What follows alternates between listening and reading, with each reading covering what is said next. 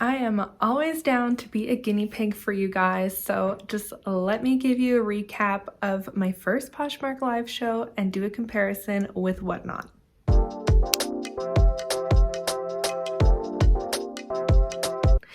Hello and welcome to my channel. My name is Danica. I'm a part-time reseller based in Calgary, Alberta, Canada.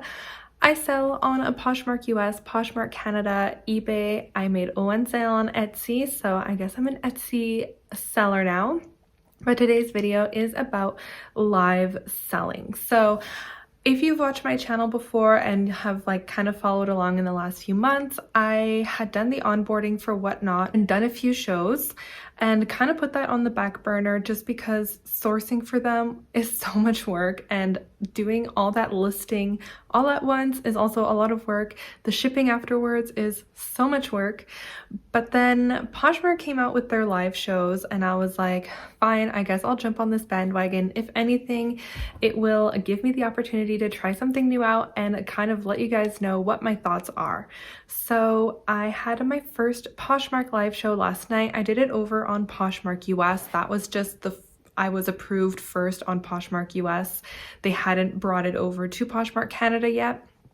And yesterday was my first day off, really, that I was available to host a live Poshmark show. So first things first, I was kind of going in blind. I had kind of popped into a few Poshmark live shows here and there, but hadn't really taken the time to go into a show, see how it worked, and have a really good idea of what other people were doing. So maybe that would have been a good thing for me to do, but honestly, I'm just happy doing my own thing too, so I think that was okay. And so basically, I have a bunch of stuff in my Poshmark closet that I am looking to liquidate. Just items I got at the bins that are not bad items, but just things that I don't want to look at anymore, that I'm just are better suited for someone else's closet maybe. So I did a huge purge out of my Poshmark closet in the last few days. I got rid of probably over 100 items, and I'll actually be bringing those over to a local reseller for her to do whatever she wants with. If she wants to make mystery boxes or list them or redonate them herself to get coupons, I don't know what she's gonna do with them, but whatever.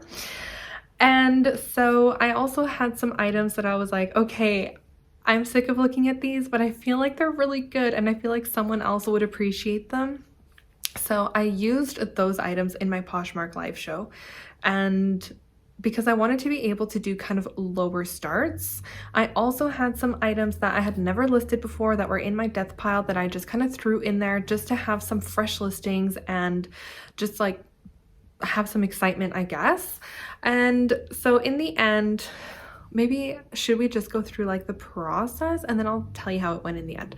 Okay, so basically you don't get access to your show until 48 hours before, which for me was really annoying because I would have liked to be able to kind of get the ball rolling earlier and get my listing done earlier. It really kind of put me under the gun in terms of needing to get it done.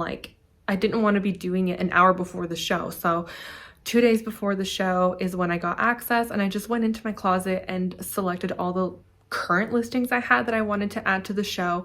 I also didn't added them in reverse order, so then all my hangers were in the wrong order, so I had to redo that, which now that I know, but it was just really annoying to me in that moment. And then the next day went in and picked the items that I wanted to list that were in my death pile and just went ahead and listed those. So there's two ways to list to a Poshmark live show. You can either do a brand new a listing from scratch into your Poshmark closet and then go in and select what you want to add to your show and then do it in a bulk motion, or you can do quick list, which is what I did. I don't know which one would be faster. So quick list, you're just adding a title, a category, and a size. I think that's it. And then I went in on my laptop and went in, edited the listings and added in the brand, added in photos. I did not add a description, but I did add a price. and then I had to and marked it for sale, and then I refreshed everything and then added those back into my show. So it's, when comparing to Whatnot, okay, so Whatnot, right away you have access to your, I think 24 hours after your onboarding, you have access to start scheduling your shows when you want. Poshmark and Poshmark Canada are like very selective with the dates that you can pick and the times you can pick. I haven't noticed this issue, but I know Tabs was trying to schedule a show for earlier or later in the day, and she was only getting like 2 time slots, which is crazy and would be annoying. I don't know. I was okay with my time slot, so I don't think I changed it. I'm not sure. And then when comparing listing Whatnot to Poshmark, Whatnot is so much easier in my opinion, because you can just do like 1 photo, 2 photos if you want. And the descriptions, like no one is expecting, the platforms are just so different. Whereas Poshmark buyers are used to seeing like 10 pictures, a really good title, a long description, things like that. Whatnot is so different. It's like night and day. It's like when you see, I don't know if this is like, but I just went into a closet yesterday and it was a man who had a Poshmark closet and he was selling these UGG boots, and literally the description was women's size 8.5, and I was like, that is goals. Like, I wish I could get away with that. I wish that that would work for me. So anyway, that is like Poshmark versus Whatnot. Whatnot descriptions are very like, this is my starting bid, this is what the item is. If there's any flaws, you would add that in. You would put in the item weight, which I would just pretty much estimate. I was pretty good at estimating. I guess I've been on eBay for a while. Not that I'm like some volume seller on eBay, but I have kind of an idea of how much t-shirts weigh, how much jeans weigh, how much shoes weigh. So I would like had a pretty good idea. And when you go to ship on Whatnot anyway, you have to put in the accurate weight. So it doesn't really matter. Whereas with Poshmark, you're doing the listing from scratch. So I chose not to change the description. There was an automatic one that went in there that was like, this is a listing for my Poshmark show, blah, blah, blah. I just left that for now. Whatever didn't sell, I will go in and change it and make it a proper description. Now, when it comes to showtime, I was so nervous. I felt like I was so rusty from live selling. I haven't done a Whatnot show in probably over a month. And again, it's not because I'm like not wanting to be on the platform anymore or anything bad happened. I just haven't had the time. Work has been crazy. Personal life has been crazy. I have like appointments. I have so much stuff going on that the amount of time it takes to put a live show together, like the sourcing, it's like a day at the bin. So let's say that's 4 hours. Coming home, washing like most items, hanging them up, photographing them, listing them, doing the show, doing the shipping after. The thing with live shows is like you're forced to do volume selling. So you're shipping like 10, 20 parcels, which is great. I'm not going to complain about that. But it is like, it's a lot of work. And for someone like me who pretty much, when it comes to reselling, I love sourcing. I don't mind photographing, but listing and shipping is something I like. It takes a lot out of me to get those things done. I don't know what the switch has been. I used to work 4 days, have 2 days off and work 4 days. And I would go to Value Village one day and buy like 60 items and get them all photographed and listed that day. Like that is crazy to me now when I think about it.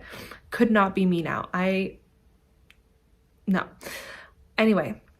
So just the amount of time that it takes to do a Poshmark live show and a Whatnot live show, it's just not something that I can see myself doing consistently. So when we talk about the show, things that I liked about the Poshmark live show is that it was like Whatnot. Like I really like seeing the comments. That is my favorite part about live selling, is seeing what people are saying about the items and just chatting. I'm like almost not even there to make the sales. If they happen, then that is a bonus to me. But that's not like my main way of selling. So I'm just there for like chat. I'm just there for like to chill. So I just really like that. I had a few people that I know pop into the show and chat, which was like just a treat. And so after the show, okay, so the show went pretty well. I would say, I think I had 47 items listed. And keep in mind, like probably 30 of those were literally stale listings from my closet. 19 listings sold. I made just over $100 US. So that would be like $130 Canadian. So is that like an amazing day? Probably not to some sellers, but to me, that is not something at all that I will complain about. That is great in my eyes. The biggest downside that I can give you in comparison of Whatnot to Poshmark live shows is when it comes to shipping. I thought Whatnot shipping was annoying, but Poshmark live show shipping is so annoying. And the biggest problem is that what's annoying about Whatnot is like everything is automatically bundled, which is good, but then sometimes you have to unbundle because if I don't have a box big enough, but then they just like send you another shipping label and it's not that big of a deal. You have to reweigh everything, which is like annoying, but once you have a system, it's fine. Poshmark live shows, they said when I did the onboarding, bundle feature will be live on the 21st. So I scheduled mine for the 22nd thinking, okay, we'll have the bundle feature, one less thing for me to worry about. I was wrong, okay?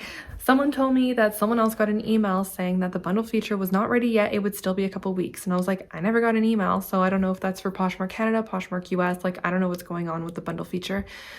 Poshmark has a separate email for Poshmark shows questions. So I emailed them and was like, is the bundle working or not? But they, true to Poshmark fashion, did not get back to me until today, which actually for them, a 1-day turnaround is pretty good.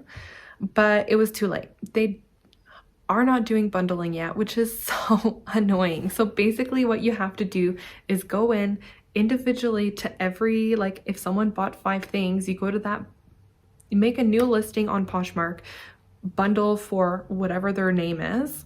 And then what I did in the description was just put in like what the item was and the price they paid for that item. So like t-shirt $3, t-shirt $4, blah, blah, blah, whatever. And then just price the bundle at whatever the sum of the purchases was, let's say $15, listed that bundle and then shared it to a bundle to their closet and was like, hey, here's a bundle to save you on shipping so that you're not paying for each item individually. I'll cancel your individual sales once you purchase this bundle. And like right away, 2 of them bought the bundles last night and I canceled their individual orders. There were a few that didn't buy last night, but I just followed up this morning and was like, hey, just checking in. I made this bundle for you. I'm looking to go to the post office today, whatever. And then the rest of them eventually bought their bundles today. So I will get the rest packed up and bring them over to the cross-border shipping, which brings me also to a side note. I requested a bunch of stuff from the cross-border shipper from online auctions. Haven't done an unboxing in a while, but I'm very excited. I have like probably 7 or 8 items that I'm picking up today from the cross-border shipper. So I will probably record an unboxing tomorrow and I'm so excited. There's some good stuff in there. Anyway, so basically if we go from top to bottom, the onboarding Poshmark Live versus Whatnot, I feel like the Whatnot onboarding was way more comprehensive. The only thing is Poshmark does have like a blog post that you have access to after that's password protected. And I went back into that blog post yesterday before my show just to like get a refresher on how to even start the auctions and stuff like that. Listing, I hated that I did not have access to my show right away. I wish that I had, even if they wouldn't let me change the date, it would have been nice to at least have access to it so I could start adding items and like marketing it, because I can't share the link until the show appears on Poshmark.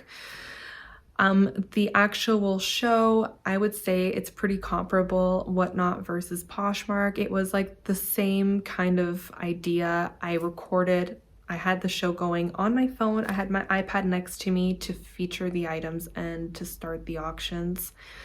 What I don't like is I had to just like come up with a starting bid on the spot, whereas on Whatnot, I made it part of my description. So as I was doing my listing, I was kind of thinking, okay, how much should I pay for this? How much am I looking to get for this item? And then I would put the starting bid in the description. So I didn't have to think about it. I wasn't like really put on the spot. So I think I started a lot of things lower last night than I would have. Even if they didn't sell, I was just like, I don't know. I wish I would have like had a set of starting bids so that I knew what I wanted to do. So post-show, when it comes to shipping, they're both annoying. They're both equally horrible. So I really hope Poshmark works out the kinks with their bundling feature, because that would make a huge difference. I would be more looking forward to do Poshmark shows. Is this something that I will be adding to my routine? I don't think so. Just this is how I feel about live selling. I think it's great for some sellers and not a good fit for others. I genuinely enjoy doing live selling. I like being on the camera. It doesn't bother me. I like showing the items, talking about the items, talking to people who are showing up in the live, welcoming new people that are showing up. Like, that is something that I think I do well. And that is something that I enjoy doing. But that is not all you need to have a successful show. For me, the work that it takes to put a show together is just too much. Considering how busy my work and personal lives are, it's something that I would just do for fun. It's not something that I would be doing every day. It's not something that I will be implementing on a regular basis. Maybe if I like went to the bins and got a bunch of Aritzia, I could do an Aritzia show. If I went to the bins and somehow found a bunch of like whatever, a curated something, I would be more willing to do a show with that. That's the other thing. I didn't have time to curate my show. I was just like, okay, this is just 47 items that I have that we'll see what happens. I have a Poshmark Canada show happening early December. I'm hoping to get that one a little bit more curated. I want to have more of a cohesive vibe to it. So we'll see what happens. Am I glad I did it? 100%. Would I do it again? 100%. Like I've said, I love live selling. It's really enjoyable for me, but it's everything that comes with it is just a lot of work. So I would encourage everyone to try it and see if it works for you or not. You don't need to have a huge show. Poshmark, you are only allowed to have 50 listings in your Poshmark live show. Whatnot is unlimited. So if you just want to try it out, just do 20 items, right? Do 15, 20 items and just see if it's something that you enjoy doing. And if it is, then you can scale up and just reevaluate, right? So yeah, I'm looking forward to doing more. It's the time.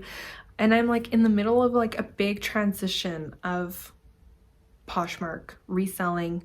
I'm working on doing a video on what my goals are for next year. I kind of mentioned in my last video, I think, I am a New Year's girly. I love New Year's and just like new beginnings. So I'm really looking forward to kind of putting my thoughts on video, on whatever out there with what my goals are for 2023. I feel like I'm finally getting to a point where I'm comfortable with the direction I want to go in. And I'm like ready to take steps to get myself to where I want to be. So that includes YouTube too. So make sure you are watching my channel and hopefully you notice that I'm like making improvements. And yeah, if you're not subscribed yet, make sure you do subscribe to my channel. It would mean so much to me. Give me a thumbs up, leave me a comment, even if it's just like a little emoji.